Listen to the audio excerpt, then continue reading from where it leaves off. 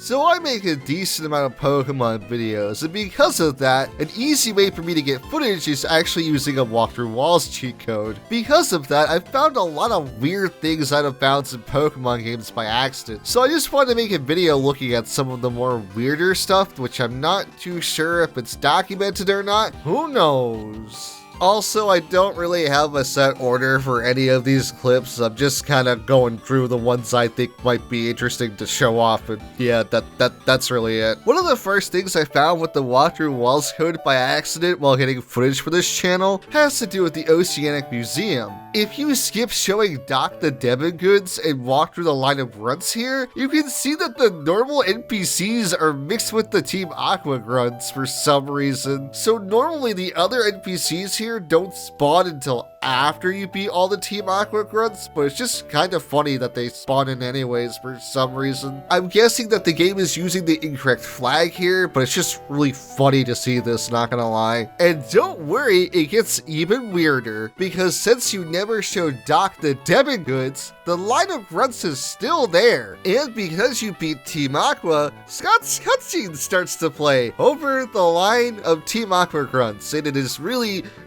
weird.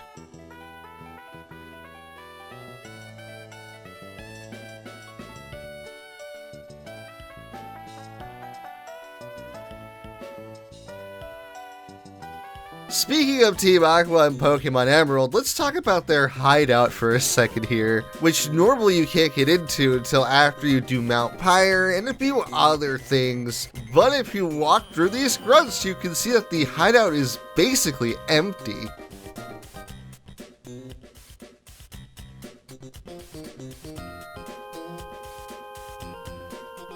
Even weirder, if you go to the room where the submarine is and step on the tile where the Aqua admin would normally notice you, you can see that it still plays the sound effect for him noticing you. On Route 126, if you go south of Suitopolis City, you can find this water area out of bounds that for some reason acts like you're walking on land. I don't fully know why it's like this. I'm assuming that the tile set here thinks we're walking on land as opposed to being in the water. It's definitely something weird that they didn't bother to correct because, like, you're not going to be out here normally. Also, you can get into random encounters on these tiles, which is even weirder. Either way, it was something I accidentally stumbled upon and I thought it was kind of neat. Something weird I noticed about the Sinnoh games is that if you start walking through walls while you're on a snowy route like Route 216,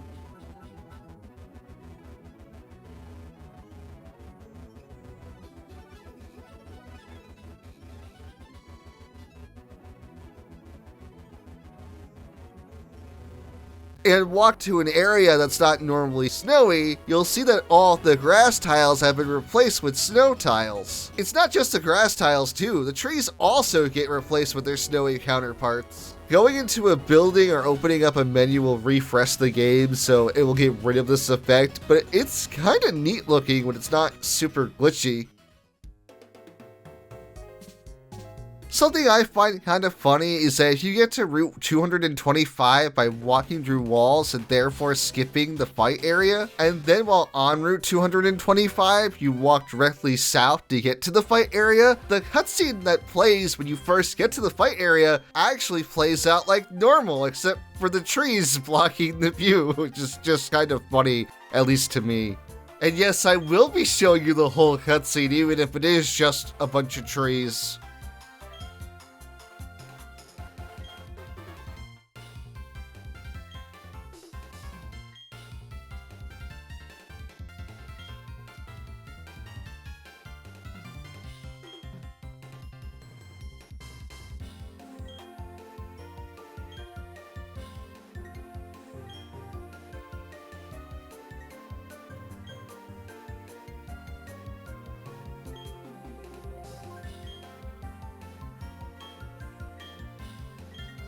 Now that the cutscene is over, I can show you that this is not the correct place for the cutscene to even play at. So the game is only checking if you're in the fight area and not where you are in the fight area, which is actually kind of interesting.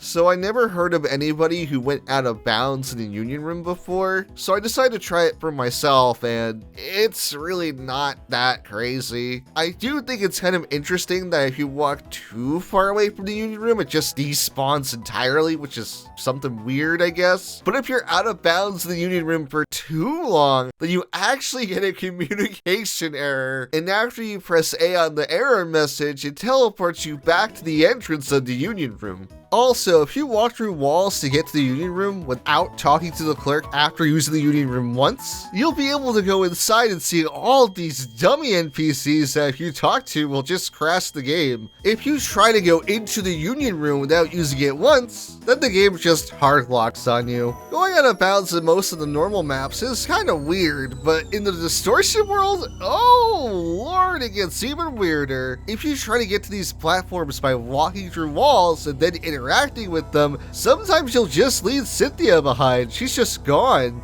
Oh, you want to leave the Distortion world by walking out of bounds? Well, too bad. If you walk too far out of bounds in the Distortion world, you get stuck in the spinning animation forever. This is one of the oddest things I've ever seen by walking out of bounds, and I don't know why this happens. It's just, what's going on here? Hi, I'm getting footage for the next video, and sometimes to make things a lot easier on myself, I will use cheat codes as a way to get things done faster.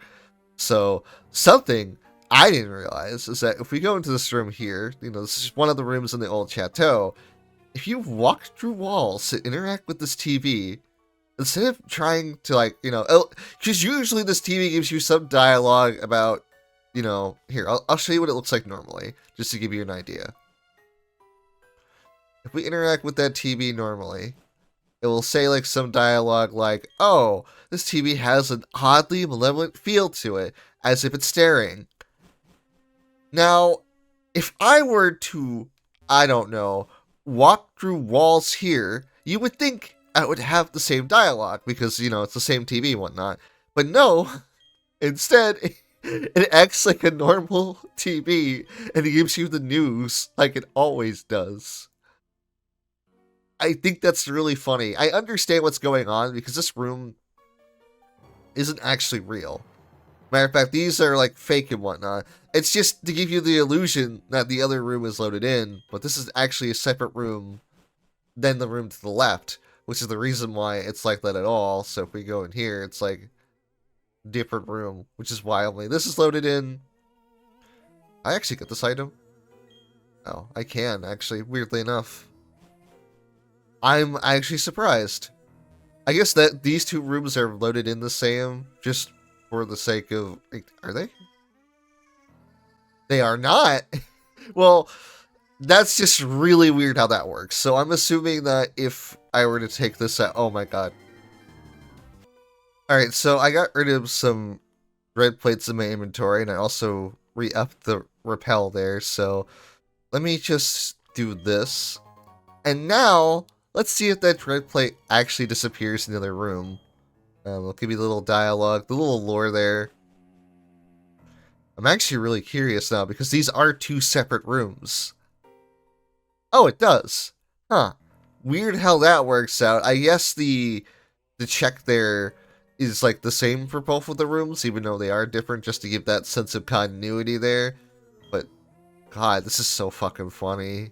I can't believe I accidentally discovered this. So on Iron Island, if you walk through walls to get to the very end of it without Riley, you can still fight both of the grunts. Since Riley never joined my party, the game uses Cheryl in his place. I actually find this interesting because I didn't interact with her at all in this save file, so I'm assuming that she's the default partner until you interact with another partner to replace her. At least that's my working theory. Also, when you beat the grunts, Riley will still offer you a Riolu egg even though he's not even there.